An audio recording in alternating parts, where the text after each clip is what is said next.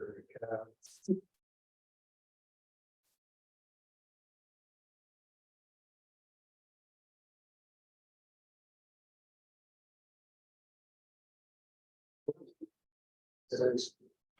everyone. Before I get started, I just want to give our shameless plug for our August event, which will feature several people in this room.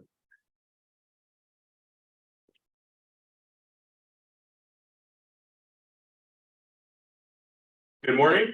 Welcome to the York County History Center, one of our second Saturday programs. I am not the usual host, but I was asked to fill in today for Christian, who should be back. I'm not sure about next month's program. We're not sure we have a speaker lined up as of this point, but Christian will be back soon. My name is Adam Bentz, and I'm the Assistant Director of the Library and Archives.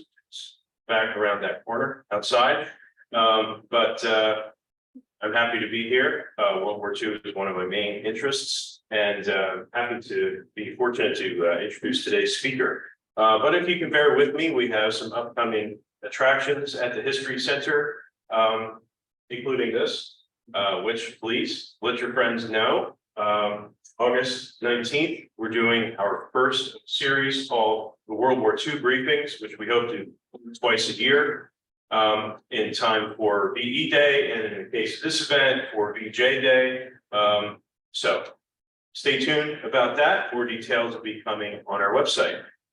Next week, May 17th, which is an event that I usually am in charge of hosting, we will be featuring Scott Mingus as part of the York Civil War Roundtable's monthly programs. And Scott Mingus will be speaking on spies and espionage in York County during the Gettysburg campaign. So please join us. That's 7 o'clock this coming Wednesday, May 17th, in this room and online. On May 22nd, it should be a Monday, May 22nd at 7 p.m. We'll be having our bookmarked Zoom book club series. And on May 22nd, we'll be asking local writer Sandra Hurst-Stockton to be discussing her book, 480 Eudora Street, Surviving Unpredictability, which is a biographical story of her life and her family's life in York. Coming up a little bit later next week, on May 25th, and then again on June 1st. This is a little bit out of the box, which is a bad pun, but it's Dungeons and Dragons, the Battle for Colonial York. This is something Christian Murgia has been working very hard on. So we're looking for anybody who's into D&D. As it's known, I've never played D&D, which a lot of people that know me would say, really, you've never played Dungeons and Dragons? Yeah, but anyway, it's all this brand new program that we've done to have a colonial York themed Dungeons and Dragons game. So that will be taking place on May 25th and June 1st at the Colonial Complex down the street. So please check out our website for details and for registration. On June 8th, finally getting into June, at 7 o'clock p.m., June 8th, it's a Thursday event. Our library will be hosting the Writers Roundtable, and our speakers will be Dominish Miller and Corey Van Broekhoven, and they will be their presentation will be the other side of the river, similarities that York and Lancaster share. So please join us on June 8th for Writers Roundtable. And apologize, that's my phone going off, but I'll deal with that in a second. Obviously, I've mentioned this several times, so please, if you're interested in World War II, we're very happy to have you join us for this on August 19th. So put that in your planners. Without further ado, I'd like to introduce today's speaker, Mr. Ken Weiler, who is an author, writer, publisher, and lecturer, who has come all the way from Hanover today to discuss Hanover Seems So Far for some reason. Unfortunately, we don't have a great way of getting there quickly. So he's written several books on the subject of the Second World War. He strives to bring the importance of the war between Germany and the Soviet Union and other pertinent military issues to the attention of the American public and of the vital contribution of the Red Army that they made in defeating Nazi Germany in 1945. He is a member of the Hanover Area Historical Society, the Dwight D. Eisenhower Society, and the Central Pennsylvania WWII Roundtable, and is a volunteer at the Eisenhower National Historic Site with the National Park Service. He also advises and counsels students on careers in history, writing, and publishing. And today's topic is the War in the East, Germany and Russia, 1941 to 1945. So thank you so much, Ken, and I'll let you take over. Okay. Morning, everyone. Morning. There's nothing like hearing someone else talk about my bona fides, but I never tell them to stop. One of the things that unfortunately is back in the news again for all the wrong reasons is what's going on currently in Ukraine. Now we enter the second year of the Russian invasion of their so-called next door neighbor, and use the neighbor in quotes. But it really brings to the fore the background that those two, the Soviet Union and Ukraine, as being Russia's breadbasket for quite a few centuries, actually. And with the collapse of the Soviet Union in 1989, with all the breakaway republics, Russia shrunk considerably. And it's so under its current president, Vladimir Putin, he one time has been quoted as saying the collapse of the Union of Soviet Social Republics is the greatest disaster of the 20th century. That gives you an idea of what's going on in Ukraine today with the Russian invasion. He is dead set against any kind of breakaway independence, and his long-term goal is to resurrect and bring all back the loose republics back into the greater embrace, that's a phrase I love when we use, of Mother Russia. So today, I'd like to talk about the most recent invader of Russia. Considering how many there have been, I did a little bit of Googling. The first significant invasion of what we would consider Russia today occurred in 1237 with the Mongols out of the east. The Swedes took a shot at it in 1700. We all know what Napoleon did in 1812. And now, if we talk about the most current one, the last one I should say is Germany in 1941. What the reasons for attack, what would Germany need to attack Russia? Back in 1939 and 1940, the Ribbentrop-Molotov agreement was signed. It was basically a trade agreement between Germany and Russia. Both Germany and Russia were, you might say, outcasts after the end of the Second World War. Germany, as being the aggressor nation and the warlike figure as seemed to be in history, and Russia was now embracing this new religion called communism. When compared to capitalism, it's not the one that you would want to make good friends with. So you have these two pariah nations, you might as well get together and work out something that could be beneficial to either side. And that was the trade agreement. The trade agreement was extremely vital to Germany because Germany is now, for the second time, we're talking the First World War, 1914, 1918, when the Royal Navy blockaded Germany and all foreign trade in Germany ceased, primarily energy and food. Even today, Germany cannot feed itself. It's not independent on its foodstuffs. It is part of the European Union and imports almost, I would say, 15 to 20% of its food. What Hitler was concerned about by 1941, and well, they've been at war since September 1939, is will a blockade again of our trade force us into starvation and then to the Conference table and to surrender like we did like Germany did in 1918. So what we had going on at that point is Hitler, the military determination to become independent of any kind of exterior dependencies on the outside. The beginning of that was that agreement signed in 1939 and 1940. To give you an idea of what the trade agreement was, it was primarily commercial. Germany received the following quantities, just to give you an idea. There were 1,600,000 tons of grains, all types of cereal grains, 900,000 tons of oil, 200,000 tons of cotton, 140,000 tons of manganese, 200,000 tons of phosphate, and go on to chrome ore, rubber, soybeans, iron ores. What I found really interesting with the last one was 2,200 kilograms of platinum. Platinum turns out to be an important item in technical machinery, and that's in the 1940s. So, and platinum is still a vital element today. Anyone buy an EV car drive? Platinum is a key component. And if you have a item with some other machinery that goes along as well too. So, I'm going to try it for the first time there, and I'm going to fast forward this. We're going to go these rather quickly. Planning for the invasion of Russia.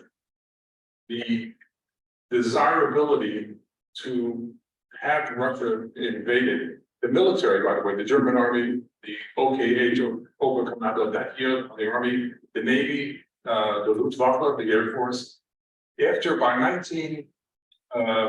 early 41, Germany had already conquered the world's most modern army, which was the French, sitting behind their very well-developed Maginot Line, Belgium, Holland, Luxembourg, don't forget Luxembourg, Denmark, Norway. The nations that were being blotted out by independence were disappearing. By 1940, late 1941, there were like 5 independent nations left: Sweden, Switzerland, Ireland, Portugal, and Spain. That's not first world nations. Ireland is on the flip side, the western side of England, which is really no help, even though it's declared its neutrality. Switzerland has been traditionally neutral since, I think, the days of Genghis Khan. I think. The Spanish down and the Portuguese, were off the beaten path, as it were. And Switzerland, Germany is very careful about dealing with Switzerland because Switzerland was a major manufacturer of high-grade instruments and technology that Germany had told the Swiss. Germany to the north, occupied France is to the west, Austria is to the south, and allied Italy is below them. They're completely surrounded by hostile nations. So they were always able to get good deals from, Germany was able to get good deals from Swiss factories. And most of the German money and gold storage was in Switzerland to begin with. So those are the 5 neutral nations you have in late 1941. What was in it for Germany to attack after you were getting all this material almost free? That's the bug that bothered Hitler. Going back to the early days of the Nazi Party in the 1920s, what were they doing battling in the streets of Berlin and Munich? The communist red shirt signal. And that was Hitler's early days of the brown shirts, the Sturmbataillon, the stormtroopers. That is planted the seed of this anti-communism. That was German National Socialism's #1 enemy, was communist Russia. So with Hitler now on the verge of literally calling an end to the facilities, who else was he going to go fighting against?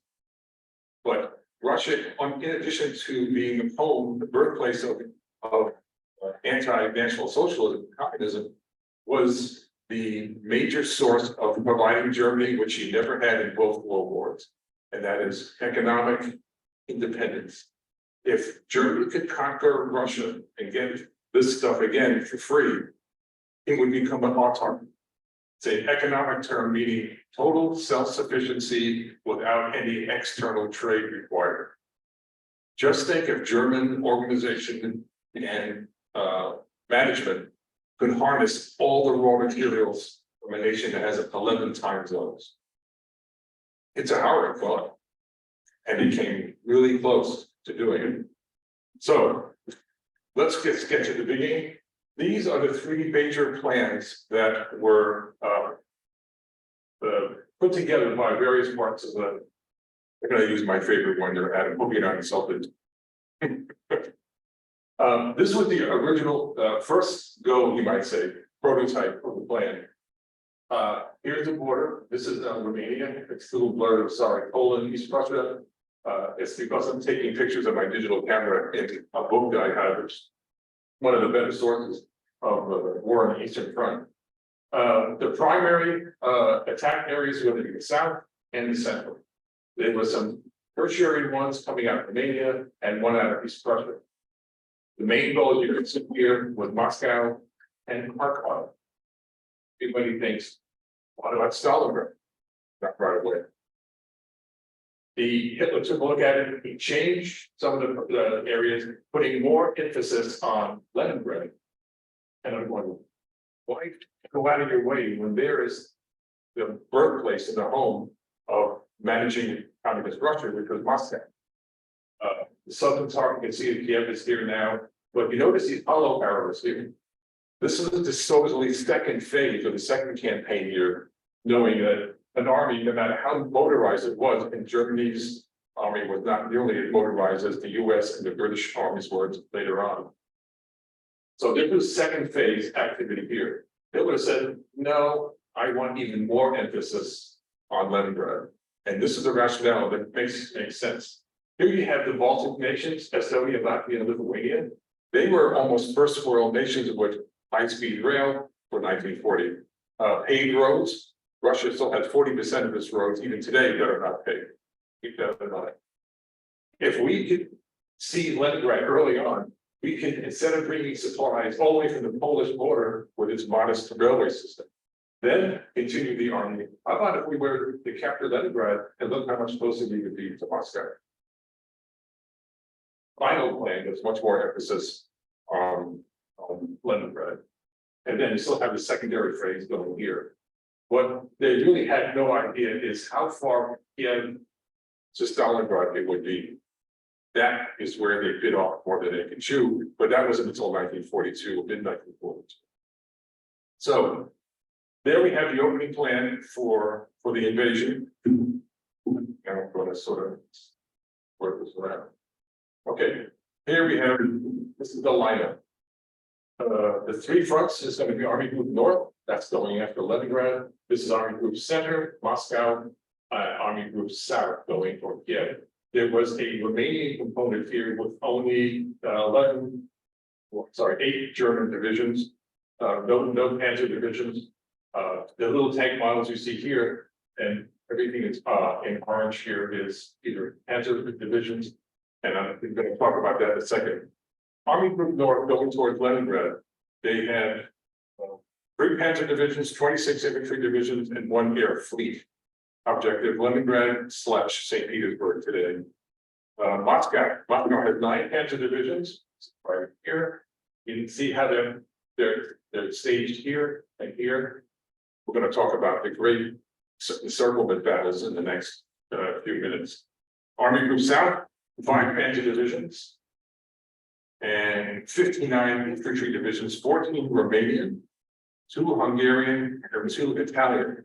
This is the first time the German army had to reach out for its Axis allies to assist them in an invasion of another nation. It was the first sense that they're now becoming dependent on other than their own military forces. So, and that is a significant, and that comes to embed itself as a growing cancer throughout Germany's occupation, especially when they're far out in the other part of the Soviet Union. And one of the interesting things that you really can't appreciate it here, but I think it's a little bit closer on this line. Notice the starting range, the dark line here. That will open up as an inverted funnel way out to here. So the concentration you have here, the 1-to-3 ratio, winds up becoming much less, almost a 1-to-1, which is basically you're taking the army and stretching it to the point where it's becoming very fragile, very brittle as far as defending its territory. And the Russians started to pick on that right away. All of a sudden, what's all this non-speaking German units that we're having, especially in the southern area from Romania? As we talked about, just an amazing, the Romanian, Hungarian, Italians are getting to the picture. Those were almost nations that were, especially Romania and Hungary, just coming out of the agricultural path into the industrial generation of the first world nations. They were stark allied because they saw Germany beating France, pushing Britain off the continent at Dunkirk, occupying Norway, occupying Denmark. We better hitch our wagon to these guys. And this time, World War II, they might win. So that's why you have this following of these third world nations, especially Italy. They can, when as soon as Hitler's finished with Stalin, we'll all get a nice big chunk of that territory that they've been right here in Moldavia, which is now part of the Soviet Union. And here's from Ukraine, it's Belarus is up here. So this is when the German army is going to be spreading itself out because it's basing its ability to destroy the Red Army on what it did with the French and the British and the Dutch and the Belgians. Their thinking was, like Hitler even said, all you have to do is kick in the front door and the whole thing will become fresh again. He found out the hard way was wrong. What the intent was that if we inflict enough pain, enough damage, enough destruction on their army, they'll sue for peace. Just like the French, the Belgians, the Dutch. But he wasn't aware of how similar to his determination was his now chief foe, Joseph Stalin. You got to keep in mind, Joseph Stalin knew it had one thing Germany doesn't have is Lebensraum, in German, the living space. He could retreat literally right clean to the Pacific Ocean through their 11 time zones. They also had, as we'll see, in December of 1941, and they had their most reliable general of all times that has helped them from Mongols all the way to Napoleon, is their favorite general, who's reliable as anything, General Winter. There's nothing like wearing a summer uniform when it's 25 below zero. Okay. Let's move along. Here's the lineup we talked about. Oh, man. It didn't. Do you need to go forward or backward? Forward. Try down. I'm wrong. I'll try. Okay. One moment for technical assistance here, folks. Like press something. Great. Ken, in hindsight, was Hitler militaristically capable of this plan? There's that again over there.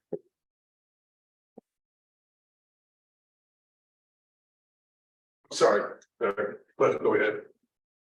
In historic hindsight, was Hitler militaristically capable of pulling off a plan like this? Was it a solid military plan, or was it look back, was it historical questions? Hitler was, because he had detached reality what his forces were capable of. Because he's basing all his thinking what he could do in Russia and what happened in France and the other countries before. So remember, all he has to do is get within 400-mile range of his supply lines before they snap or they stretch out. But he thinks he can destroy the Red Army, and we're going to talk about that in what they call the border battles. And that's where we have basically the Blitzkrieg program, which is basically the war that is very quickly done through mechanization. You have to a definition, if you will. What we're going to see here now in the vast steppes of Russia, getting away from the market before I know. What we're going to see now is basically what I call Blitzkrieg writ large. With this vast open space you have here, you see the opening, but look at this here. Your first of the major concentric battles capturing, I think it's 16 Red armies in here. Another major one down near Ulm, and the great plunge they have down here. This battle right here, this happens around July.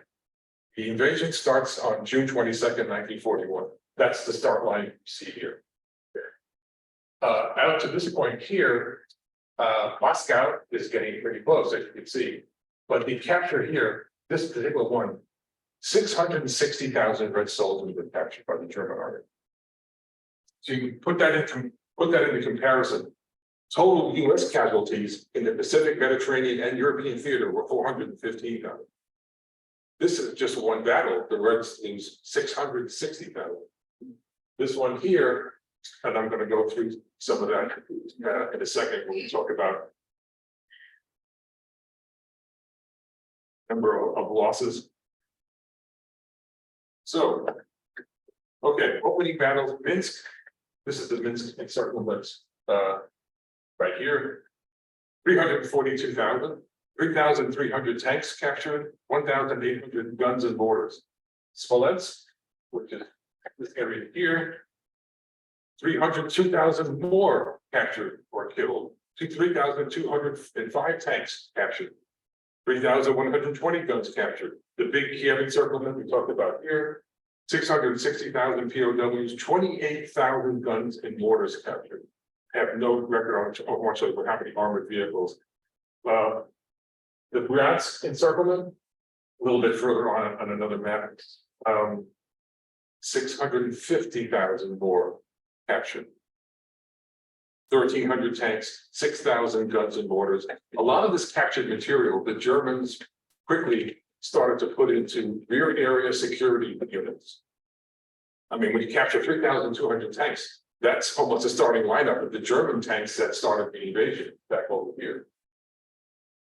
So by from June 22nd, your start time, to October 23rd, a week after it snowed for the first time. Remember, this is the northern latitudes up here. Well, this is Finland, you can find. By the 23rd of October, 1,954,000 Russian soldiers were POWs. They captured 10,300 tanks, 39,000 guns and mortars from June to October. I don't know of any other nation in the world that could sustain such a casualty rate, not only in treasure and in men, and still be able to be a functioning government and a functioning military. But that is the depth that Stalin can call on. Not only that, but you also have the ability as a dictatorship to demand obedience by their people. You will serve in the Red Army. You will report tomorrow, that sort of thing. I don't care how many kids you have. I don't care your farm is ready to be harvested. We have to save Mother Russia. That was it. Jen. Since a tremendous amount of this warfare was taking place in Ukraine, aren't these factors that partly what's happening today? I mean, the Ukrainian civilian population suffered tremendously from this. And of course, the Nazis took advantage of killing as many Jews as they could find, and stealing everything. Yeah, good point. I mean, you know, they had just experienced, really, they're only a few years out from the Great Famine. Mm-hmm. And then this was asking because of the fun. To carry your point even further, one of my folks who helped me out with the Russian portion of this is, you have to keep in mind, Russians have always known how to suffer.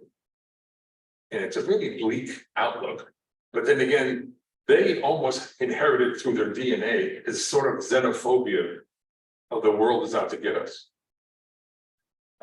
If you look at the number of invasions it had starting back in the 1200s, one of the interesting things is, a friend of mine said, when you're talking about invading Russia, geography counts. Don't discount geography. And what he means by that, and it was a nice little lesson for me in geography, is look at the various nations in the world that are superpowers and look at their geography, compare them with Russia's. Russia has no definitively marked natural borders. These are all lines drawn politically. Russia doesn't have any protective oceans. We have two great ones, one on either side of us. We have a benign neighbor, I'm half Canadian, so I'm biased. So, and a very placid neighbor who's busy emptying out his population here in the United States. That's going on. Russia doesn't have any of those advantages. Their rivers run all in the wrong direction. And most of the rivers are very much like our Mississippi. It's wide, it's muddy. In places it's just enough to get a barge along, it's shallow. They really don't present much of a military objective or obstacle to get around. They have no mountain ranges, they're all in the wrong place, they're way out here. And that first range, you have to be almost 150 miles east of Moscow to get to the Ural mountain range. The Ural mountain range has always been the traditional historical difference between Europe and Asia. So that's one of the kind of things. So there's really nothing to cite. You're in the Great Steppe area. That's the Russian version of what we call the Great Plains. Flat, open, a horizon that never seems to change. One of the interesting things I remember a friend brought to my attention is most of the German soldiers who grew up in towns, sit in cities and fairly developed villages. They weren't that many farmers because there's not that much farming, or grazing land in Germany. Even with the annexation of Austria in 1938, the Anschluss, Germany grew in size because it did development of the nation. What the German soldiers, as they were now marching seemingly endlessly, ever eastward, some of them started to have emotional problems. They kept seeing this horizon, and the horizon just was the same, day after day, hour after hour.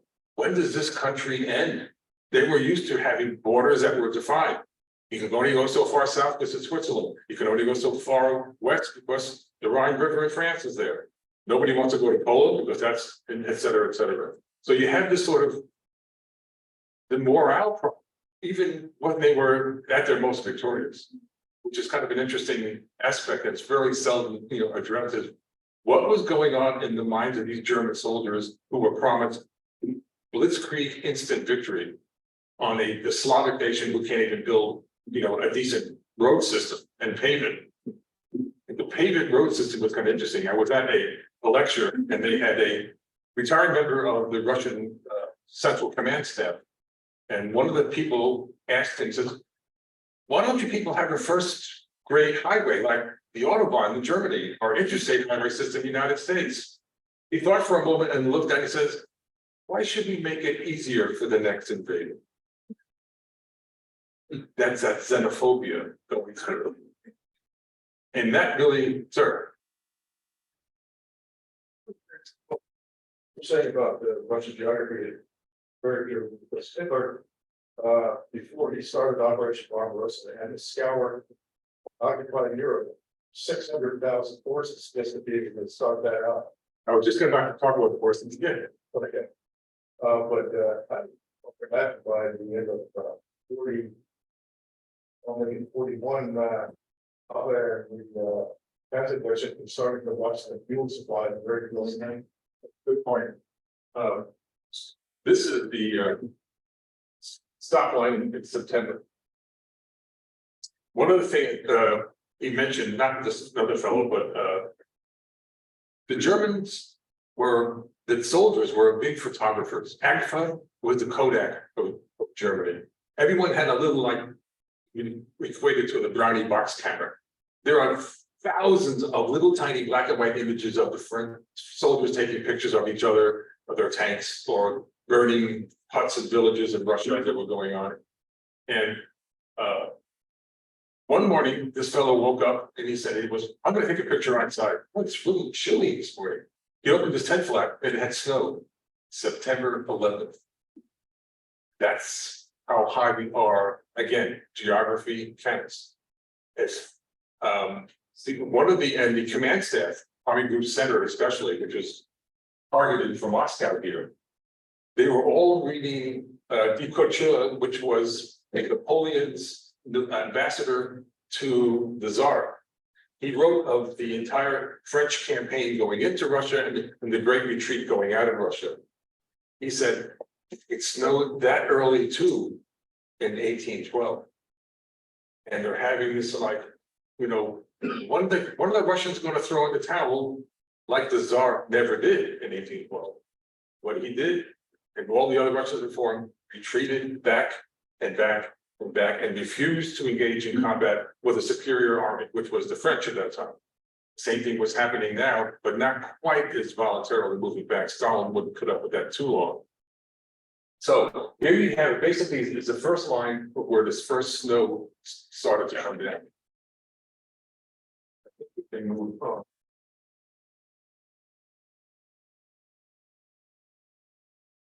Okay. What is, people tend to forget, what was going on in Finland?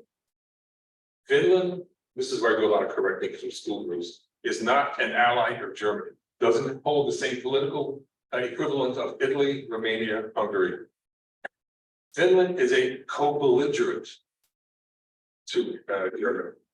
In November of 1939, Stalin and here in the capital here, Helsinki, said, we need some more of your territory in this area here, because you're too close to our city of Leningrad. We want to move the border back 200 or 300 miles. That's all we want. But, oh, by the way, we need to have this port opened up, so we need to have the border moved westward, here to here, here to here, in Karelia, and then the other area a little further south. And then I'll expect an answer in 2 weeks. Well, you think the Finns are going to give up 20% of their nation? They had just become independent in 1918 from, after the Great War, they finally got their independence from Russia. So Hitler found a willing friend and co-belligerent in the Finns, because they would then be taking care of attacking way up north and have to stretch the Russian army even further going up north, as opposed to the main German offensive down further south. So what you have here is the opening battles of the Finns and the German 20th Mountain Army. And it's shown here by little swastikas, it's pretty clean, and these Finns are little stars. It didn't work out nearly as well. It occupied the Russians for a while, but the Finns, once they recaptured the land they lost in November 1939, they stopped. Hitler said, you're almost 3/4 of the way right here to Leningrad. Can you go a little bit further? No. We regained the land that we wanted, and we're not going to agitate the Russian bear any further. Remember, this will end someday. We don't want to have to be, well, if we were just helping the Germans, that's not going to work with Stalin. So very important frontier up north. Okay, we are now in snow time. This line here starts around October, and still the Germans are technically capable of inflicting massive casualties. That's that last one I mentioned to you. This is big encirclement right here and another one here. But about this point right here, it's now getting to 15, 16, 20 degrees below zero. The anticipation of the Russians surrendering, even though they're getting this close to Moscow, they're not surrendering. And they said, well, just a few kilometers more, a few kilometers more. Well, you can do a few kilometers more right now. And there was a cavalry German general said, the Russians can eat their horses, but I can't eat my tanks. We're running out of food, we're running out of fuel, and everyone is freezing to death. Our frostbite cases are off the map. Basically, they're bleeding their way, or they're losing their way to victory, was one of the ways they had to put it. It was at this point now, and this, you've heard of a fellow by the name of Heinz Guderian, the father of Panzer warfare. He's saying, why don't we just pull back to here, develop a defensive system, get the rail lines unclogged, and get because by the time you're getting here, the rail lines that's another thing I forgot to mention. Back when we had just started the invasion, is everyone aware that the Russian rail gauge is 3.5 inches wider than the standard European gauge, which means anything that they needed to supply quickly via rail, which is what they had planned on, eventually somebody in the planning office thought they could say they don't have the same width that we had.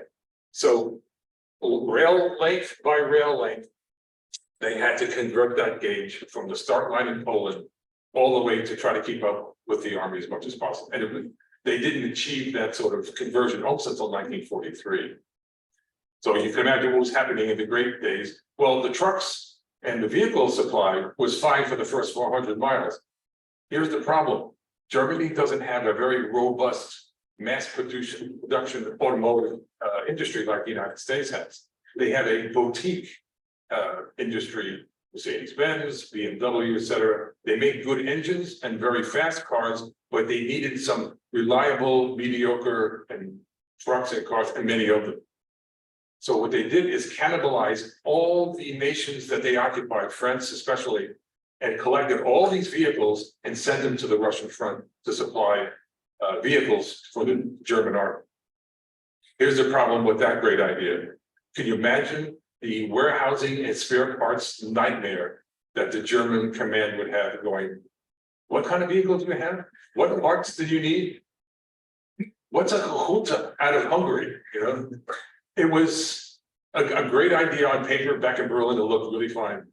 Talk to the Germans on the front line and you'll see that life is a lot different. So that was the problem with the rail conversion and vehicle problems. So by the time Guglielmi sticks his nose out right here, as far as they can go around Tula. Tula was a traditional arms manufacturing city. They never got it. And look how close they came to Kinty right here.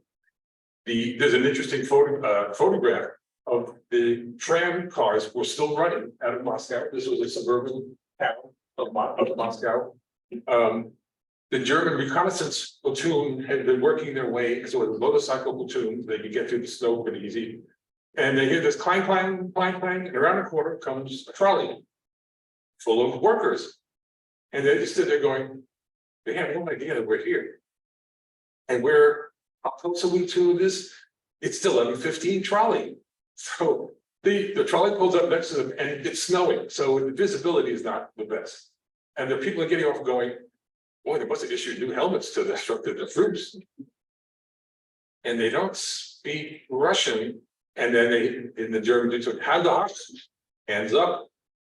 And the Germans got on the trolley, pushed off all the commuters and said, let's go that way. Well, they didn't go too far because there's nobody behind us that we know. But that's how close they came into the functioning still transit system in Moscow. Okay, what happens next is what every Russian soldier advances and counterattack. This is the start line, the reaching line that we saw just in the map a few minutes ago. These massive red arrows are the Red Army resurgent. They have the right clothing, they have the right felt boots, they're eating high caloric food, which the Germans long since lost. And you can see them pushing them back in some places like here, almost 300 miles. And those last 300 miles the Germans paid to get to there is now completely erased. So what you see, the black arrows here are counterattacks by local German units to try to maintain some sort of supply line. And as Hitler told them, there is no retreat. We're not going to retreat. If we retreat in the frozen conditions with no fuel and the horses have all been eaten, all those vehicles, all those tanks, which now are out of fuel, by the way, all the engines don't start because it's 15 or 20 below zero. We lose all that equipment. The only thing we'll have is a bunch of terrified soldiers with frozen feet running towards the west. So he said, no retreat. And it was probably, and most military historians agree, as well as I do, it was the right decision to be made, as unpopular as it was back in the time. So we have the great counterattack here, and they're pushed back all the way to Smolensk, this area here. I'm going to try to go a little bit forward here. Okay, that ends the 1941 to 1942. The Barbarossa, the operation to capture Leningrad, Moscow, and Kiev, they captured one of the three cities. That is not an accomplishment. Barbarossa has failed. That was to capture those cities in the first campaign year. Now the generals are saying, do you think the Russians are going to just give up because they push us back a little bit? We now have something, these convoys are coming out of Nova Scotia, Boston, and New York, and they're full of stuff that's going to Murmansk, Archangel, and Iran, and from the Pacific side, from the Alaska Highway, that's been just finished in 1942, the Alcan Highway. That's where all those aircraft factories in Washington and Oregon are now producing aircraft for the United States Army Air Corps, but some of that production is now being flown over to Siberia, put on the Trans-Siberian Railroad and loaded within 3 or 4 days to the outskirts of Moscow. When the Germans started capturing some of this new equipment, where are they getting this the stuff from. And they realized the Russians are not in this alone. We're fighting now against the largest productive organization called the United States of America. And it's coming over in droves. The U-boats are unable to stop it and sink the convoys. The aircraft coming out of southern Norway are not able to reach the convoys. And the generals, when they start to see this equipment being captured, realize that we need to stop this. We're so far out away from Germany. How about if we call it a truce at this point right now? So Hitler says, "You've got to be kidding. The oil is just a few miles away in the Caucasus range. This is Baku. I'm sorry, it's not on this map. Here's Grozny and Stavropol, and Krasnodar. These are the Texas oil wells of Russia. This is where all the, and then if you heard about the exchange of oil for against Russia in the Ukrainian war, it's low grade, almost tar consistency oil. It's what the Texans call the dirty stuff that the cheap countries could afford, because the Russians will sell it at a discount, which they still are. I don't know if you heard about West Texas crude. They call it the lemonade and honey of petroleum. And we have most of that production. There's a few places out in the Middle East. I think Arabia has it, they call the West Texas Food Standard, which is all the other oils are measured by. None of that exists down here. It's all, but the Germans don't know that, the quality or the quantity of what's down there. They just know that there's a lot of it.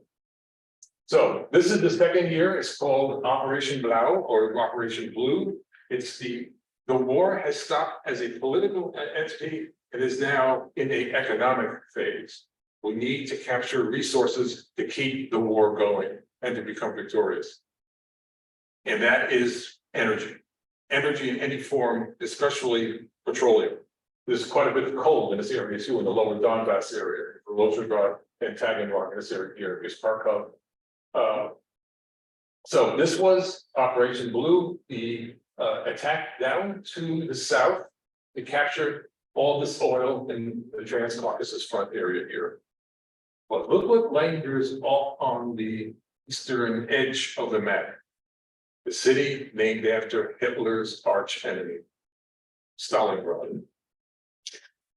Does anybody know what it's called today?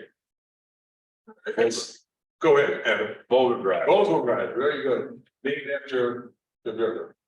The Volga River, basically, it's the Mississippi, the largest river in Russia. Don right here is just as important. Enters into the Sea of Azov. The Caspian Sea is where the Volga, but the Volga goes all the way up and wraps around Moscow. So it's a big transportation network like the Mississippi is for us today. So the original plan, this is before Hitler got involved in modifying everything, was to just reach the banks of the Volga on either side of Stalingrad, because to see how it sticks out, it's a little bit closer than trying going up to Saratov or even down to Astrakhan. Just block the river. We just want to block the traffic that's going up. And because a lot of the Allied material now was starting to be coming up from the Middle East and debarking at Astrakhan on barges going up to feed the factories around Moscow. So don't get involved in this 15-mile long, huge industrial city that was producing the majority of, does anybody know what the T-34 is? The Russian superb medium-sized tank. But Hitler got so enamored with, wouldn't that look cool on the bandstand? I now own Stalin's namesake city. And that became the unindictable magnet that he could not stop. He kept withdrawing troops down here. Notice the arrow going up, refocusing back into Stalingrad. And the Russians said, oh boy, we got something he wants and we know how to hold on to it. Remember, it takes, in the Tsar's army in the 1800s, it takes 20,000 dead soldiers to train a good general. To Stalin, to the Red Army, soldiers were a consumable product, consumable resource. Very much like a bullet, a shell, and a bomb were. That, when you have that state of mind going on, and a vast population stretching all the way to the Pacific Ocean, as one of my friends said, you know, Ken, you have a lot of something that doesn't cost much, you tend to waste it. Russia is a perfect example of World War II, that capacity, right? So this became a magnet, you saw the arrow moving towards here, and the Russians said, that's kind of interesting, because look at the units that are here. They're Italian, they're Romanian. Remember we talked about the dependency now of these other foreign armies? There's one down here. That's the Fourth Panzer Army. So the great battle that was a seesaw of World War II now commences in the city on the river. Is Stalingrad. The Second Panzer Division stopped. You see this little area right here, right north of the city. They got onto the tanks, they were refueling, and they're on the banks of the Volga. There's the river, the western bank of the river has a huge escarpment that goes up, and you can see over to the eastern part for miles. Because this point is all steppe area. And you know what this is? That's Kazakhstan. They're at the border of Asia, and these German soldiers who probably grew up in Bavaria rode their tanks in combat and fought all the way to the banks of. And they're standing there and goes, you know what you're looking at, fellas? That's Asia. Here we are, out of gas, out of fuel, out of food, but we made it this far. But it was a very fragile crust. It was a bit called the eggshell defense. Poke it once and the whole thing would fall apart. That's basically what happened. So let me move a little more here. The massive counterattack. I'm going to go back.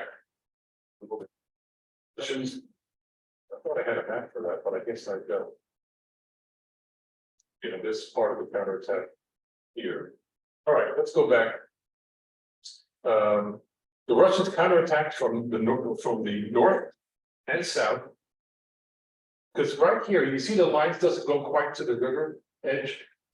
All those unoccupied spaces between the river and the front lines where the Italians and the Romanians were holding positions, the Russians started to build bridges across the Don River right here, as well as south of the city down here. But they didn't build the bridges so you could see them. Really interesting. They built the bridges 2 feet under the water level. So when the reconnaissance aircraft that the Germans were sending over said, there's no bridges there. There's a road that ends by the bank of the river, which is, there's nothing there to see. They painted the bridge black. So there was no visual aerial reconnaissance to see that these magical bridges they were building underwater at night, getting ready for this massive counterattack that was going to come down in this section here, and this here.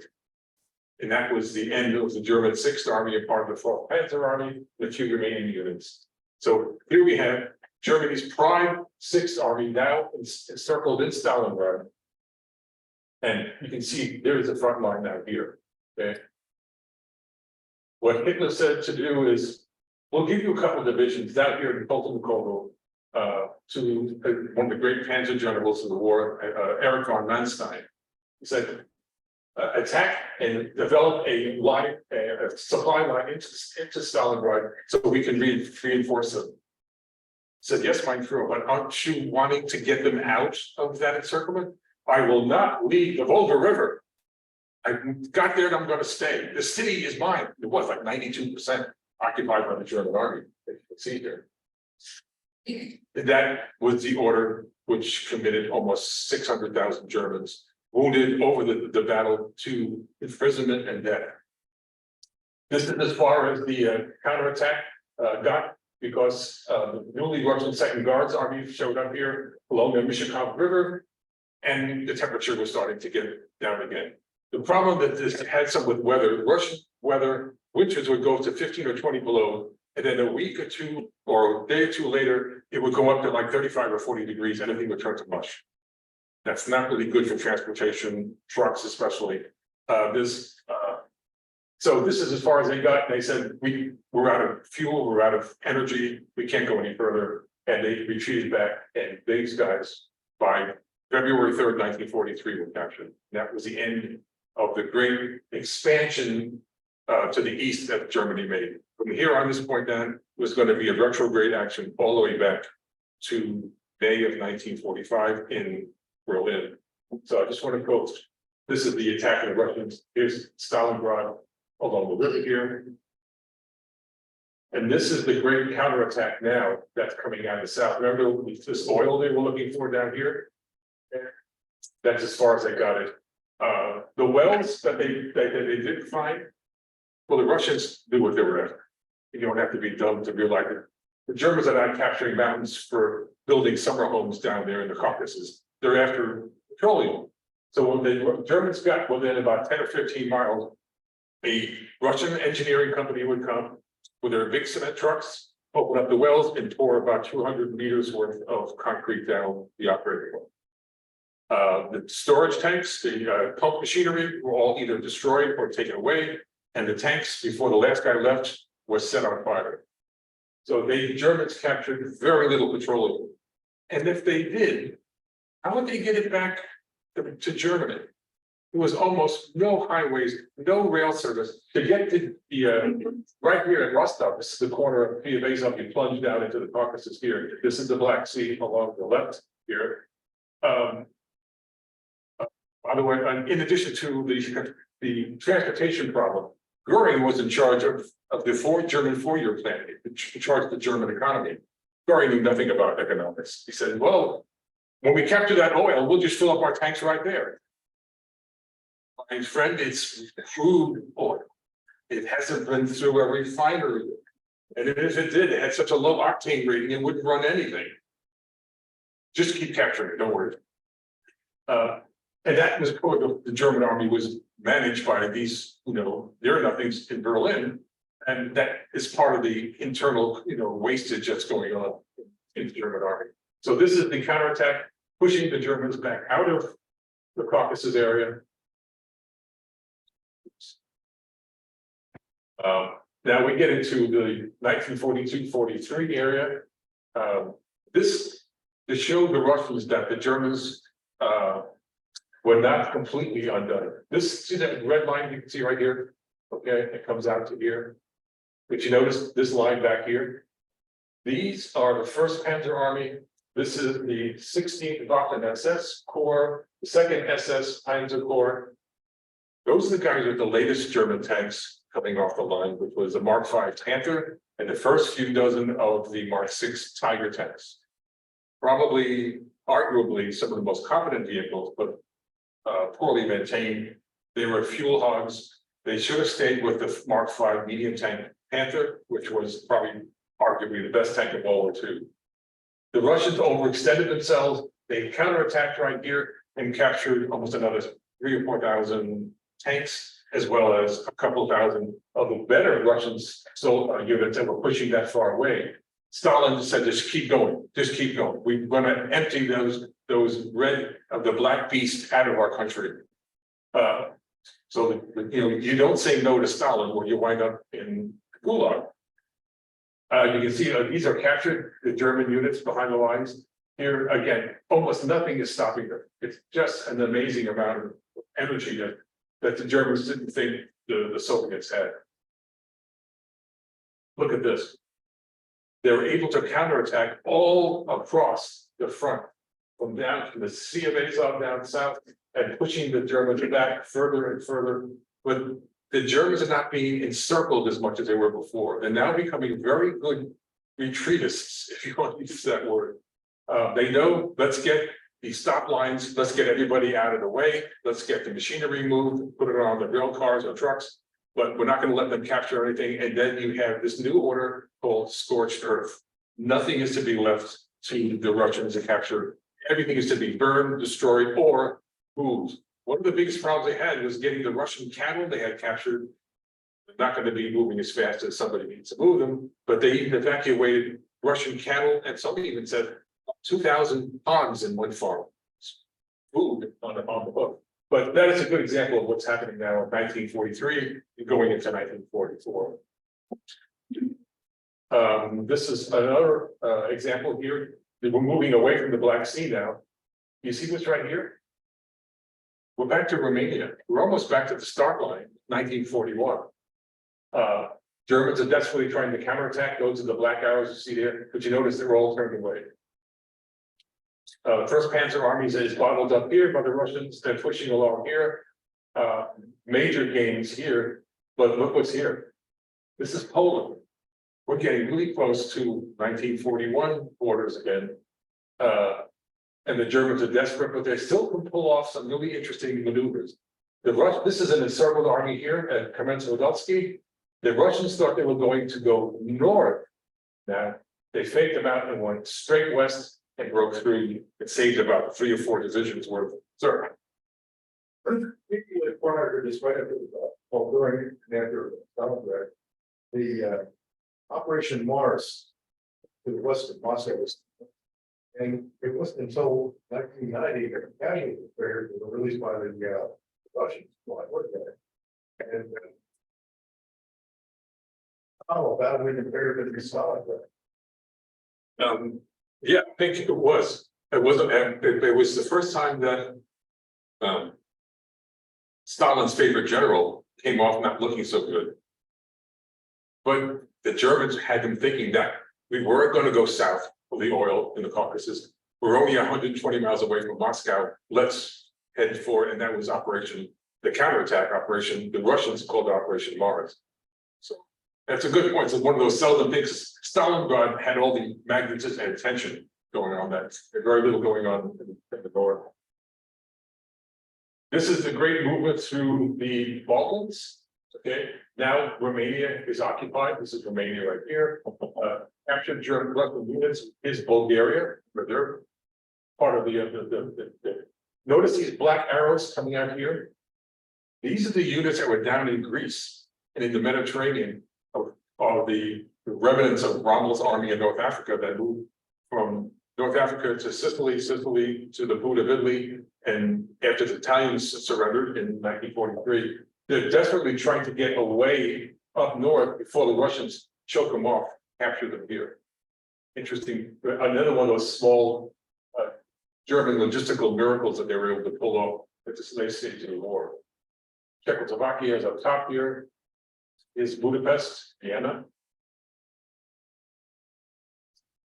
Probably the biggest fear the Germans had was the winter offensive and from Warsaw. And look where they almost got to. Berlin. This is late 1944, early 1945. At this point here, there is an interesting area here that you can stand when Sally and I were visiting Berlin. We took a drive out to see where the Russian attack started on against the city of Berlin. And here we go. Look at the defense lines that the Germans had built along the Oder River. The Oder River is the Rhine River in the east. So that's their major river that you have here. By this time, there really wasn't much left of the German army. That's worth discussing, really. You have a lot of foreign soldiers out in there. Believe it or not, there were French units that had joined the Waffen-SS. They had to fight because there's no going home to Nazi-fied Frenchmen and be welcomed with open arms. So they were one of the big defenders in Berlin. But this is the area, and we stood on that little ridge top over there, and I said, that is where Stalin's army came all the way from Stalingrad to the suburbs of Berlin. Just as impressive as the Germans did from their start line all the way to the shores of the Volga at Stalingrad. Two really amazing military campaigns that, since most Americans were not involved in the war in the East, can you imagine American armies in this huge cauldron of giganticism? Jen. Could it be argued that, I mean, at the end of the war, the Soviets were coming through Poland into Germany. Could it be argued that had Hitler not turned on Soviets, attacked them? I mean, he sort of opened the way for them to just keep coming west and take over. And I mean, I never thought about it that way, but It's an interesting. if he would have left them alone, they might not have. That is the great pod discussion topic of if Germany didn't attack Russia. Remember, Germans were really concerned, let's jump the gun and get them before they attack us. And Stalin was ready to do that, but not until 1942. His new tanks were coming off the line. The Russian army was expanding. remember, they had just been decapitated in 1938 to 1940 by the purges. They lost all the czarist trained generals that were competent, but they were the enemy. Remember, the czar was the bad guy, and the Red Army and the Russians, the communists, took over. So what we have is a Germany, if they not had it attacked them, but just think Germany would have then been the victim. It would turn the entire thing on its head and seek help from the Allies. Seek help from Lend-Lease, the United States, even the possibility. I mean, it's an interesting, it's like herding cats, so it can go anywhere in the discussion area. But to have them become, and who knows what the political situation would have been. Do we help the Germans because now the Russians are attacking, but they're supposed to be our allies? It just gets go to the point where it'll make a great war game. Adam, if you want to do that. But it seems sort of counterproductive that they sort of set it up saying that the Soviets could just continue to attack them and drive them, Well, not just out of Soviet. Well, right, They could march and go all the way over into Europe, mainland Europe. exactly. That was one of the things that Eisenhower and especially Churchill was really concerned about is they're the Eastern Allies component of the Allied forces. What's gonna stop them from coming to Berlin, to France, Paris, liberating these countries from the yoke of Nazism? They're doing, God's work, if you want to look at it that way. And that was we were concerned about. And since the Yalta Conference was one of the in the Crimea, it's one of the things that the agreed upon stop lines of where the Allies would agree to meet. Can we trust Stalin to be to live up to his agreements? He hasn't in the past. What's going to make him do them now? So that is one of the interesting things about the Yalta Conference and the last one in 1945 that Truman attended. Is what do we do with this hungry red bear that now occupies 3/4 of Germany and another and the entire Balkan area? Yeah. Yeah. The battle for Berlin. Basically, what you have here is slow motion death, to the capital of the Reich.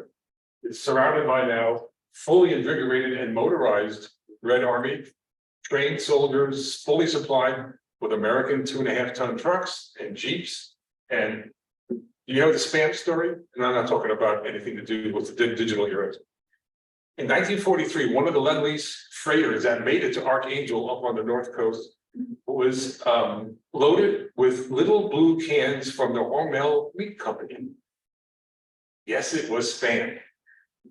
27 tons of spam on this one ship. Thank goodness the U-boats didn't sink it. You think, well, I lost production. Anyway, at a post-war little soiree with meeting of the Allies, Khrushchev, as a party politician or commissar at the time, he was not yet quite in the upper ranks of power in the Kremlin. He was talking to Montgomery. And then Eisenhower happened to overhear the word spam. So Eisenhower moved this over here and says, he goes, oh, yes, your little blue Roosevelts. That's what the Russians call them. Cans of spam with a little key on the top. Because if it wasn't for those little blue cans, parts of the Second Belarusian front would have starved to death. They thought it was the most delicious thing they've ever tasted. And today, in Korea, that is an impressive wedding gift. You gotta get out more, folks. Okay, that's the final deadline of the battle. So I just got some posts. I was not to hold you too long. Statistics for you. Let's flip to the last page here, the end of the right. Okay. Germany is now divided, the Iron Curtain descends, the Cold War begins. Statistics. German army losses by period. September 39 to September 42, 922,000. And that's all German casualties, all over, but 90% of those casualties were in the East. September 42 to November 43, 2,077,000 casualties, 90% in the east. November 43 to November 44, 2,957,000, 70% loss in the east. December 44 to April 45, 2 million more, 67% in the east. By that point, the armies had met. There wasn't much of an east or west fronts anymore. Captured during the war, 3,035,000 Germans. Total German army losses for the above periods, 10,991,700, of which 3.88 million were dead, which are 7.9% to 10% of the population. It's a population of 69 million, back from the last census in 1938. Listen to the Red Army losses. Remember those big encirclements we talked about earlier? 1941, total year, 4,308,000 missing and captured. I'm sorry, that's death. Missing and captured, 2,900,000 more. 1942, 7,080,000 death. Captured and missing, 2,993,000. 1943, 7.4 million. 1944, 6.5 million. 1945, 2.8 million. These are new numbers, not rollover figures. These are not cumulative, they're independent. Total killed Soviet Russian losses, 28,199,327.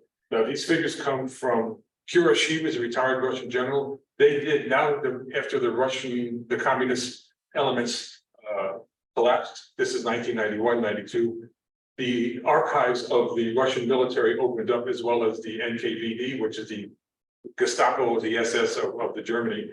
So they were able to come up with some really good statistical figures, which I got these from. So what do we have? 28,199,000 Red Army. Now the population was 168 million in 1938. That's 14% of the population is missing, dead, killed, captured, unknown. There's a whole different categories. Total US casualties we talked about earlier, 418,000. Compare that to 38 million. That would push, well, there was an interesting demographic, they call it the demographic pyramid. It's a pink and blue pyramid showing male and female losses. And right down the middle of the pyramid is a line. There's the females on one side and the males on the other. So it's blue and female. If you go starting the 1930s, the male side starts to creep in because of deaths, famine, 1930s. And then World War II comes along and it almost strikes the line of almost no return. So you have this from 1938, a very warped population base with a lot of men missing, which doesn't do very well for a population to resurge again and come back and be the vital nation that Stalin, has won for them. So it's really kind of an interesting, and a friend of mine said, you wouldn't believe there was still damage being repaired in major cities in 1975. That's pretty significant, pretty significant. So that is basically all I have. If there's any questions, I hope I covered. No, yes, sir. Theoretical question, assuming the Germans had taken Leningrad, Moscow, how far east is enough? I mean, was it the Urals? How much of a good thing is enough? It's a big theoretical question. Knowing or unknowing Hitler's, aversion for more real estate. Remember the stop line went from Astrakhan all the way back almost to the base of the Ural Mountains. That was supposedly to be the most valuable parts of the Soviet Union. Beyond that, you have the Urals, you have Siberia, vast amounts of natural wealth in the form of timber, gold, and coal, more oil in Siberia, out of the Pacific area. But I think even he finally realized that little Germany, the size of Montana and some New Jersey throwing in to give it a population base, is never going to be able to maintain that. And one of the great theoretical questions is, the Soviet Union is so big that the only way it can be reduced, that's the term that was used, being conquered, was from the inside. It's the people themselves that have to rise up and overthrow the government. Because it's just we have what we call single access attack, for example, Germany attacks from the west. That's not enough. You need something coming from the north, from the south, and from the east. To box them in and let them know there was no place else to retreat. General Winter is not always going to come and save you. So it is a really interesting theoretical question about how much is enough. Yes, sir. Did, prior to Stalin, did Stalin ever signal Hitler that he make a deal? There is some documentation that he had Molotov, his foreign minister, go through some of the Swedish embassy to feel out some of the Himmler's group. How about Himmler? How would you like to be a Führer? You can get rid of the buddy down there in Berlin. So there was some negotiation, but the Gestapo found out about it and that put an end to that. Jen? So that, to your earlier point, it's hard to, kind of figure out the German mind. But in their mindset, of course, they considered the Slavic people to be grossly inferior. It wasn't part of this invasion the idea that they were going to go into the fertile areas, in particular, Ukraine, Belarus, etc., get rid of the inferior Slavs, take it over, and make this sort of agricultural utopia that they were colonized. Yeah, you're talking about the Ostplan, the Eastern plan. If I don't interrupt you. But I mean, that was just sort of, they saw this as a kind of colonial Oh, expansion. yeah, this is going to be. Repopulate. He called Russia. This is going to be Germany's India. The expansion area, where the wealth is going to be coming from, the food that we don't have, the autarky we talked about earlier. One of the interesting things is looking at how much could Russia have produced, of looking at. I'm trying to remember what your original question was. Yeah. Well, but they were trying to. Oh, no, settlement. I'm sorry, the Ostplan. The Ostplan was dividing the population, the existing population in the conquered areas, Belarus, Ukraine, Russia, into thirds. The most productive, intelligent, trained would be taken to Germany to work in the factories and the mines and help produce Germany's new utopia. The second third were the agricultural farmers, the ones, the kulaks, if you want to go back that far to the 1930s, who were agricultural specialists, scientists. They would be staying there to make the Ukraine, the black Chernobyl soils that Russia has, make it as productive as possible. That last third was considered Untermensch, or subhuman. They would be left to starve. They have no value. If you look at the bell curve, there was the children and the elderly. The middle curve was the other 2/3 of the Ostplan. It was ruthless. The Germans were going to make sure that the Russians were never going to be capable of attacking again. Like they do that by just homogenizing the population the way they see it, which is fortunate. Thank goodness they lost.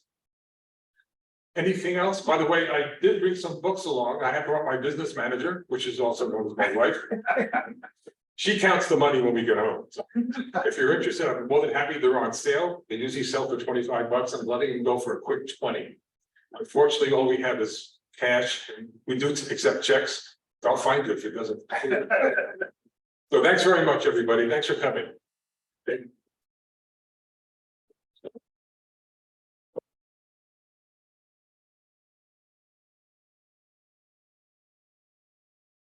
Again, really appreciate very much your technical support and efforts along the way. I'll let you have it. Oh, what? And he already gave me that answer. This thing, very good. Okay. Or spend a lot of time. So they. The 19th. It's not good. It's okay. Yes. You want to simply learn.